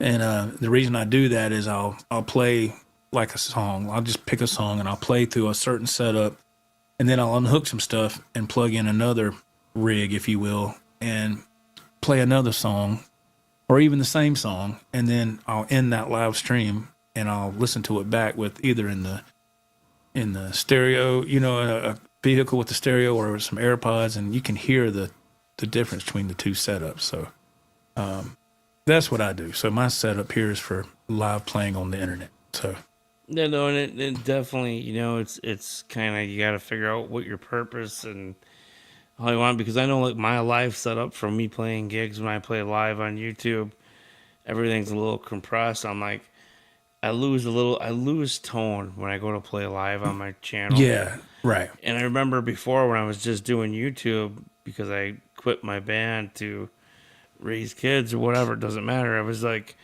I overcompensated on some delay things and things to make it come out right sounding on YouTube. So what sounds in this room, it's similar, but there's little tricks of the trade to it. But Right. like I've said it a dozen times before, I think. But if you're just doing YouTube, digital processors are the way to go. I mean, that HX Stomp was awesome, and I think buying plugins, and Yeah. the one thing I didn't like about like plugins, I always like something that I can manually hit with my foot, even if I'm playing on YouTube. Yes. When I go to my solo, I want to be able to kick something on for a boost, Right. you know? I'm the same way. I like the plugins too. I like the certain plugins that gave you like the stereo kind of wide. That was awesome. That was awesome. But when it came to overdrive or a boost or something, I didn't want to have to reach over on my computer and click something. Right. I want to hit it with my foot. That's why I left that. And when I found out about the Rodecaster Pro 2, now the use of a DAW or interface is eliminated. Now this does everything. And now I went back to using pedal boards, and I like that a lot better because I like to be in control of what's going on. And well, that's what I on did, Joe. pedals. That's the same thing as, like, I kind of went full circle. So I did YouTube hard for about 4 to 6 years. Right. And making videos, I went digital, and then I met, the whole Backlay story. We can get into it another time, how King Cobra formed. I've been in bands for 30 years, and I took a break for the last 6-7 years raising kids, and now they're teenagers and doing their own thing. I had time to get back into it. But anyway, I run into like, oh shit, I just accidentally deleted my IR responses or those God. patches. So I'm like, so so then I was like, you know what? I'm like, I'm going back to my tube amps. I'm pulling Yeah. my pedal board out. Yeah. And that's what I did. I went and bought two 5150 EVH Iconic amps, put the pedal board out, bought some good wall pedals, and it just kicks your ass. It sounds awesome. I'm like, what more do I need? The clean channel sounds great. The distortion sounds great. Right. We play 40 songs at a 3 to 4 hour show. And you know what? I don't need a Kemper for 2600 to try to get the exact same tone that Jason Hook used on Blue on Black. I'll just use the clean channel here, and it's going to sound fantastic anyway, and the crowd loves it.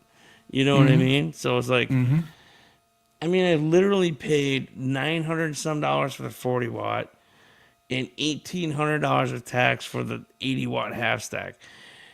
Eddie Van Halen made reasonably affordable amps they are made for the gig musician. Oh, And yeah. I am telling you guys, I'm not trying to say go buy one at all, especially if you're YouTubers, but I am telling you, it's the real deal. It's not bullshit. Like Oh yeah. it's not bullshit. It's not hype. Like he did exactly what he said. I'm making an amp that any musician can have minimal gear and go gig constantly with and not break the bank to have a great sound, a great tone. I'm telling you, for the money, they're in the middle of the zone of what expensive and cheap is. They're not cheap, they're not expensive. I tell you what, all the I don't have a lot of EVH gear. I mean, I have some EVH guitars, and I have I have the original PV 5150 back here, which is great. But one of these days, I would like to get an EVH half stack, and just to have. Do I need it? No, but everything I've got or have purchased in the past that has those letters on it, EVH. I've never had a problem with it. My favorite guitar I played tonight is the EVH Stripe series hanging on the wall. That guitar, it's a workhorse. It does everything that I wish all my other guitars did. I mean, the pickup is good and hot. The frets are perfect. I mean, of course, you got to set it up, to what you like. And I like to have low action and all that. And it's just, I mean, it's when Eddie would make something back in the day, because he did that because the stuff that was available then didn't do what he wanted. So he came up with the Super Strat. And when he came up with that, everybody copied it. And so everything I've gotten in the past with EVH on it, I've never, and I'm not just saying it, I don't, Dave and I, we're not getting paid to say this. This is just as a customer, I've never had a problem. Never. Right. That's why I got that EVH banner, big ass banner I spent $70 for at the EVH store years ago. I bought that banner. People are like, what do you buy that for? That's a cause, man. I'm not I don't get paid to have that up there. It's just, this is my new Eddie shirt. I mean, this is not officially licensed. Man. That's just a silhouette of him playing. I found it on a Facebook ad, and so I was like, I gotta have that shirt. So I bought it. But anyway, but yeah, I got my own little EVH mural kind of over here, and it's I've never had a problem with those products, man. Never. Well, here's the deal. Here's the deal is like, I never bought a lot of his products either because I wasn't a big Van Halen fan. But when you dive into it and you realize how good his tone was and what he did and the guitars and the amps and all these metal players using 5150s and 6505s or whatever, it's like what he built worked great for him, but he wasn't just building it for him. It was like he built it for the guitar player. He did. To have a kick-ass fucking tone. It didn't matter what genre you played. That's right. When you played on his shit, it's going to sound... And I hate to be... Because this whole community is like, Eddie Van Halen. And yes, King Edward, but but I'm not... Like I said, I'm not a Van Halen fan, the band fan. But I mean, the gear Eddie Van Halen worked on, his life work, and what he did is it's amazing. I mean, Oh, that's yeah, why he- you see metal players, Oh rock yeah. and metal players using his. Oh yeah. He used 5150s, but the death metal people are using 5150s because it's For that years. good. For Yeah. years. Yeah, It's that good. they've been hailing that stuff for many years.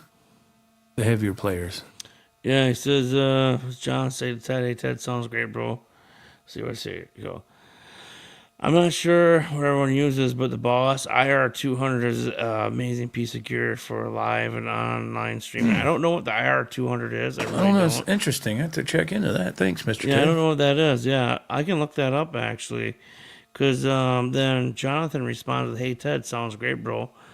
I'm Soldano. Soldano, various pedals, Kemper, Mesa, Boogie, 2x12. Wow. Soldano, 4x12, about to add a Marshall JVM 410 inch. Golly. 410 cab to get on my way Towards a towards wet, dry. Damn. He's gonna get a wet, dry, Or wet. wet, dry, wet. Yeah, he's okay. gonna get that.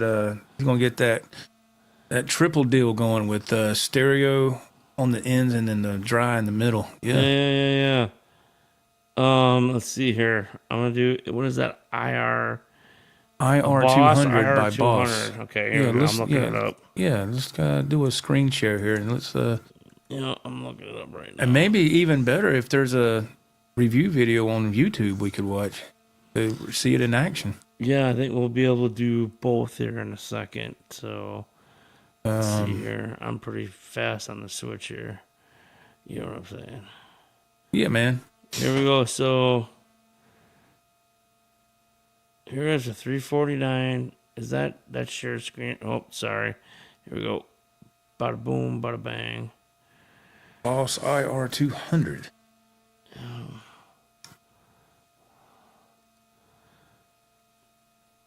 And that is the Boss. What is it? Boss. IR 200. I'm bringing a review up on YouTube on it. So Cool deal. Yeah. See it in action here. do we want to do a? Here's a Sweetwater demo. Let's do That's fine. that. That's cool. I'm gonna stop the share. I have to See what this thing will quick, do. I'm just curious. Bathroom break too here. Let's see.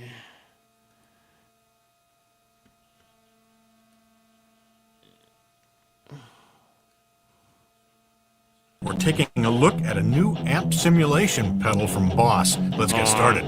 There we go. You can hear Okay, that. here we go. All right. Hi, I'm Mitch Gallagher from Sweetwater. This time out, we're taking a look at a new amp simulation pedal from Boss. What's up, Let's get Jimbo? started. Jimbo.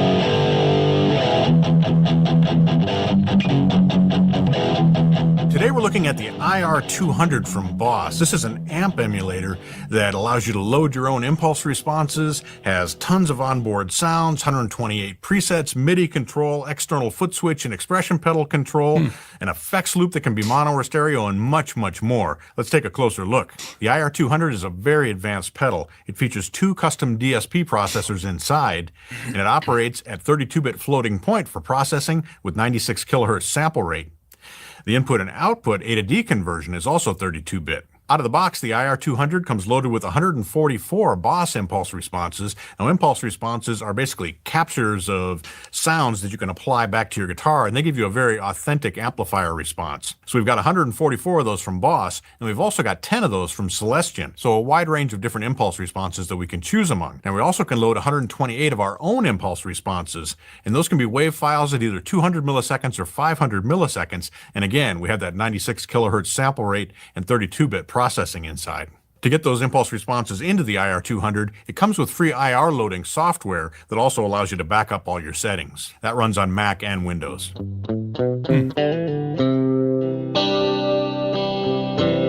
Nice clean sound there.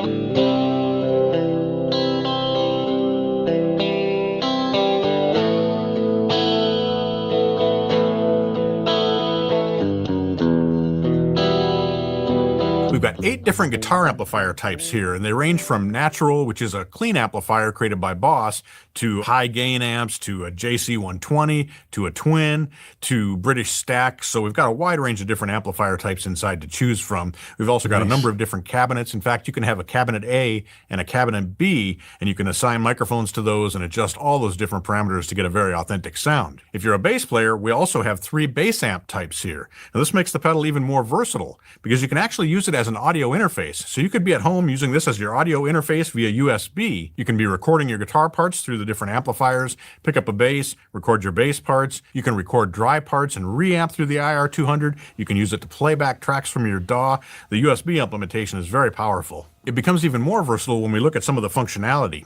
You can actually bypass the amplifier section, so if you want to use an amplifier and run it into an IR in your DAW, you can do that. Or you can bypass the cabinet section, so you could run a external cabinet, and using this basically as your amplifier to drive that cabinet. Of course, you'd need a power amp to do that. You can also bypass the onboard reverb, which we'll look at in just a second. So this allows you to use the IR200 in a variety of different settings. As I mentioned, it's a great studio tool, but it also works very well in a live situation. We've got other functions that make it very versatile and flexible as well. For example, there's a solo boost function built in that you can engage and disengage with a foot switch. We also have a total of 4 EQs. There are 2 EQs on the cabinet outputs, and then there are 2 global EQs as well that you can use for overall shaping.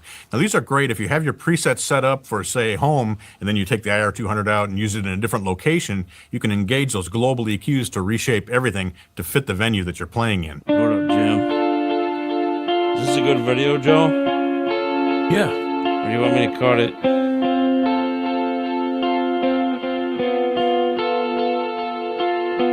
As I mentioned, we have reverbs built in. Boss actually refers to them as ambiances. And there are 3 types. There's a room, there's a hall, and there's a studio. And of course, you can assign that per preset, and you have reverb control right here on the front panel. Speaking of the front panel, let's take a tour. So we've got 2 foot switches here. One moves you up through presets, one moves you down through presets, or hitting both bypasses the IR200. And then you can come right back in as well. Now we have very familiar amplifier controls here. We've got a gain control, we've got an output level or a master volume control, 3-band EQ, bass, mid, and treble. And then we have 3 different parameters that control what's happening with the amplifier. The first chooses $350. Wow. Okay. It's $350. Yeah, it's pretty. I mean, it's pretty cool. What I heard so far is pretty basic. I ain't heard no tones that really jump out and make you go, ooh. Let me skip ahead and see if I can find some. He does so much talking. Yeah, he does. He does a lot of talking. I mean, let's do some playing. Exactly. You're better off playing more than. But these videos are important too because, I'll get a product. He's not gonna play much. I get a product and then I don't know how to fucking set it up. So these videos are important too. Yeah. Yeah, but I'm like you. I want to hear about the product, but I want to hear what it sound. I want to hear what it does. Right. And I want to hear somebody go through They always go through the basic. It's like, well, okay, here's patch 1. Okay, and it's really dry and basic. I'm like, dude, open that thing up. Let's hear what it can do. But you don't ever see them really doing that. They're talking 100 mile an hour. I'm like, dude, slow down. Dude, here's a guy I totally forgot about, Joe. Mm-hmm. Here's a guy that I forgot about that will do a great review on it, and it looks like he plays the shit out of it. Okay, so you remember, I totally forgot about this guy, Pete Thorne. Yeah. He does a review on that, so let's check it out. Yeah, he does a lot of playing. Yeah. Yeah, he does a lot of playing. So there we go. I'm going to share that. God, I totally forgot about. They don't give away all their secrets, but they kind of... Right, that's what pisses me off, too, because they have people they'll tell you how they got it running, but they don't go into every detail. They always leave a few things out, so you can't cop what they're doing. I'm like, dude, really? They got college engineers or different things in Pro Logic or different things that put that extra. But, I mean, if you want to hear some of that. Yeah, but he opens it up. Everything he uses, he opens it up so you can hear what it actually does instead of that basic preset thing. I totally forgot about this guy. It's so cool. I haven't. Man, I guess I'm a little bit excited because I haven't listened to Pete Thorne in so long. What's he up to? He's only at 70,000 views, 270,000 subscribers. Good for him.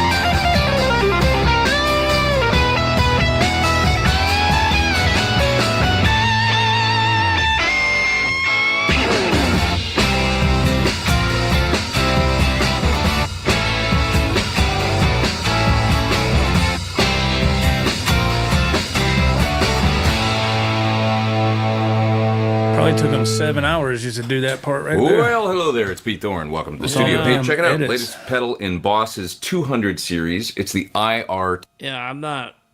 Man, I that's mean- way. I couldn't imagine doing all that for that little bit of. That's just too much edits, man. Well, he's, if you're sponsored to it, means Well, that's different. If you're getting paid to do it, that's one thing. But man, Pete gets to play guitar for a living, where we have to go to our. If we have to go to a we didn't job. have to go to We our have to- job, Yeah. I guess if you. I need some do it for a sponsors. living. Everybody, come on, get me some sponsors, so I don't have to go to work. I can This just play stream guitar. sponsored by Budweiser. Yeah, ugh. I don't even like Budweiser. that I don't much. either. But yeah, you get some sponsors, and unfortunately, I gotta raise a family, so I've done nothing. Oh, but yeah. work. I've I done feel- nothing but work since 10 years old. So. I feel you on that. Same here. I would love to get sponsored and rock it out. And even if I want to, I need to be on YouTube constantly shredding and playing and doing all this stuff. And it's like being in a band, right? If you're gonna be in a band and you want to make it successful, you have to be 100% in. You got to be 100% in. Yeah. 100%. And even Yeah. as good as my band's doing, can't be 100% in. 100% in means 100% in. Mm-hmm. Yeah. You can't really bitch say, well, we never made it to the big time. Were you 100% in? No. Yeah. It's like YouTube, were you 100%? No. You'd have to, quit your job, borrow against the house, hope for the best, give it a run. You know what I mean? But you know Not what at I'm this saying? age. No, me neither. I'm looking at, you know what? 9 more years. 9 more years, I'm going to retire in 9 years. Mm-hmm. And then, because even this year, the drummer's like, we need to do a tour out to Wyoming and back playing gigs. I'm like, well, we could do that if we could get it done in a week. I would use 1 week of vacation to do that. It'd be fun. But when I retire, we're all relatively, Rob will be retired. Our singer will be, my bass player should be retired by then because he's older than me. And he's quite a bit older than me, I think. And then our vocalist is only 2 years younger than me. So within 9 years, if we're together and everything's still going good, it'd be fun to go do a lot of that stuff, that be Yeah, it would. 100% in. The kids are growing up, And I know we're old, but still, right? I mean, Yeah. I mean, yeah. I mean, you that's one thing about it. Cause if you don't need the money and you got the pension checks coming in your retirement, yeah, I mean, at if least you we go buy I'll buy an old motorhome, convert it to a tour bus, and right. the one thing is though I want to find someone to look after my guitars for me and someone to drive the bus. I'm not gonna drive the bus, and I don't want to be responsible for all my shit. You know what I mean? At that point, I wouldn't even care if they got my gig money. Almost just restring my guitars, tune them, have my shit ready for the show.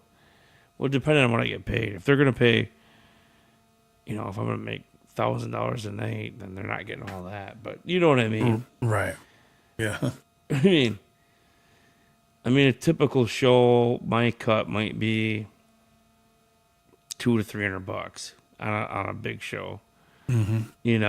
And because we don't, if you talk to a band manager, a touring manager, a lot of times bass players or drummers will make the least, and then the vocalist and guitar parts we just split it right down the middle, 50-50 for everybody, right down, or 20, however you want to say it. Mm-hmm. You know what I mean? It's I'm not worried about, I don't care if I wrote all the music or, you know what I mean? Everyone's working their ass off to make it good, Yeah. So, the industry doesn't pay a whole lot more now than it did 30 years ago when I was playing out. And that's the sad part.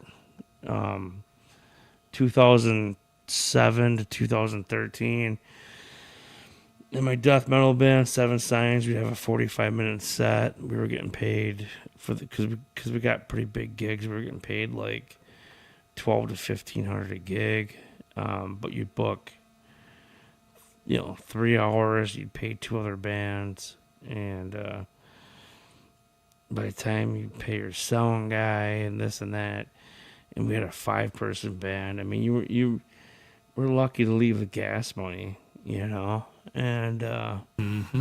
and then not even counting all the practice hours your band has in and the loading up for that day and then taking it there and the load in. Oh yeah. And the sound check, and if you broke down per hour what you put into that music, I can't even imagine how many negative dollars it'd be. You know what I mean? Man. But it truly is. It's not what you. It is what you do it for, but it's not what you do it for, because if you get a good fan base going and people are having fun, it's like, if I was dependent on it for money, that'd be a different situation. Ooh, but yeah. if you can get $1,000 or $2,000 a gig, you're doing really good, I think. Oh yeah. Yeah. Just the way it is. But I mean, you see famous bands, they'll go play for half hour, 40 minutes and make hundreds of thousands of dollars. And like, you go play for 3 hours and make like 1,000 as a band, it's like, son of a bitch, it's like, that's a lot of work. Yeah. Yeah. Well, and plus the bigger the show and the bigger stuff, there's a lot, the money gets split more too. I mean, you got, right. If you're renting the what is the word I'm looking for? Equipment? Renting equipment? That, I mean, it depends on how far you're traveling, but like God, well, why am I keep drawing a blank? The venue. If you're having to rent the venue, like, if you're playing like a bigger place and you gotta, they got to get a cut of money. You can't just show up and play there for free. I mean, they're going to make money. There's some fucked up deals. Like, we won't pay to play. And a lot of places, like you said, want to pay to play. Well, I mean, there's a lot of that going on too. That's paid. Renting a venue's pay to play. I'm just saying, if you're even big acts, they go on tour, they go to coliseums or whatever. Right. That place is still making money. Yes. They can't just have an artist come in there and say, okay, you can use our venue for nothing.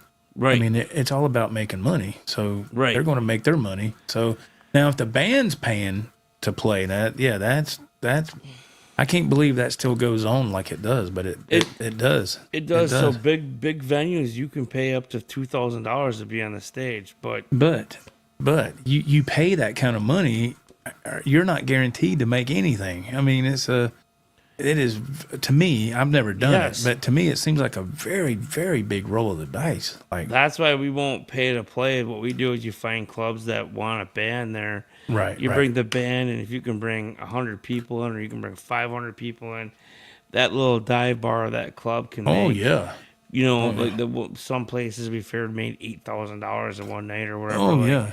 Yeah. We got paid, let's just say 1,000. It's like, all right, so it was good for the bar, it was good for us, but then you got the other things. Okay, you want to get in front of more people, you want to play with bigger bands. It becomes a rich kid game then. Who can pay the AR rep or the booking promoter $1,500 to $3,000 to get onto the big stage to play in front of 5,000 or 8,000 or 10,000 people opening up for a national act. And then at the end of the day, you do that. And by the end of the show, they don't even remember who the fucking opener was, unless you made a hell of a statement. So. Yep, it is a rich kid's game, absolutely. And Dave just clicked himself off. He'll come back here in just a second. This fucking smart mouse. It always takes me out at least once a show. But it's a roll of the dice no matter what, right? So that's where... Yeah. You have to just make a decision. Do I want to blow a bunch of money to try to go for it, or do you... There's so many different avenues now with the internet, social media, and... Oh, yeah. It still comes down to who you know, the right connections. And then on top of that, you have to have the talent. in the Right. catchy music. It never You know? hurts to know a few people that can kind of help you a little bit, and that never hurts. Right, you gotta have connections. You and got then to. You gotta have the talent to back it up. Mm-hmm. Long live live music. Respect what you do. We're doing, Dave. Thanks, Jonathan. I Yeah, it's appreciate it. nice. Yeah, absolutely. And I promise Jonathan this very, very, very soon. I don't know how good the sound will be because I'm using my cell phone, but I will do it on YouTube, my YouTube Stafford's Music Studio page and King Cobra Facebook page. We'll be doing at least 1 hour to 3 hours of live streaming of our practice. I wanna do that, share with all of you, and the band has agreed to it. So we were gonna do it this week. We did the shirt signing and sending our T-shirts out, but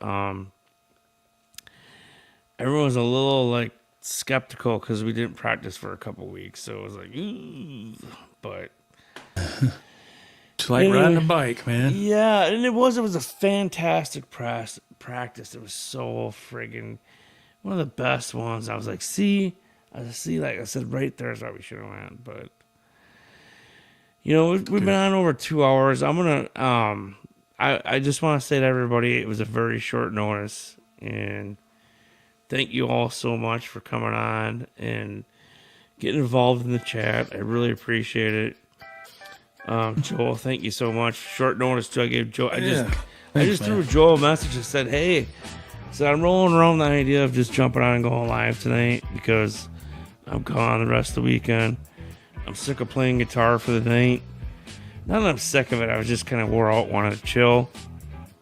And Joel right away, yeah, man. He's like, no problem, brother. I'll be right there. So I really appreciate that, Joel. Yes, sir. Yes, sir. Likewise, I always try to do the same. Yes. Let's see. What is Ted? I want to see what he says. I think the biggest turnoff to touring is, as a live act, is being away from. Yes, especially when you're raising the kids. That's why I say, and as they become teenagers and everything, it's much easier. Thank you so much. So, hopefully next week, between Monday and Friday, you'll see me go on live King Cobra practice live. And Joel, you should be getting your shirt. Yes, sir. Within, I'm thinking before Wednesday, you'll be getting your shirt next week. Yeah, man. And next weekend's a whole nother weekend of I will probably go live again on top of band practice. I think Joel's going live. If he wants to have me, I'll join him. Yeah, Saturday we should be doing a show, so hop on over to the Joe Winch Project TV and talking guitars and more. Be like episode 27 or something. Yeah, this is episode 9,000 over here. So That's 9,000. I got a long way to go. 9,999. Everybody. Ooh, yeah. Let's see. Should I leave on a riff with the outro, Joel? Should I do that? Sure. What are my riffs? What riff do they want to hear? I got a few riffs in here. Let's see.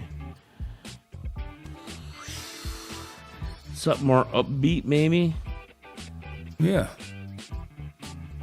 More upbeat, like let's see. Let me roll up the top. God, I love your Rodecaster too. That's got such good stuff.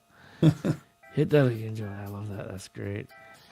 Yeah, I don't want to get everybody too heavy. All right, bear with me, everybody. It's gonna be seconds here. We're gonna be taking off.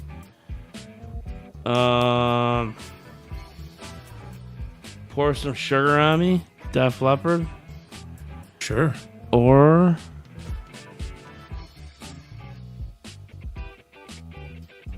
yeah, let's do it. I don't even remember how good this is. Thanks, everybody. Have a great weekend. Thank you all. So much for watching. Stay tuned throughout the week. More to come. And be safe.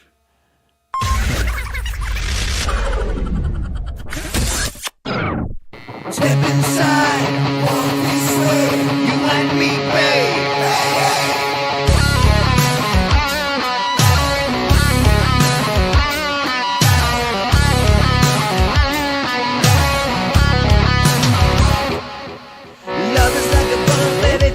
carry on. Living like a lover when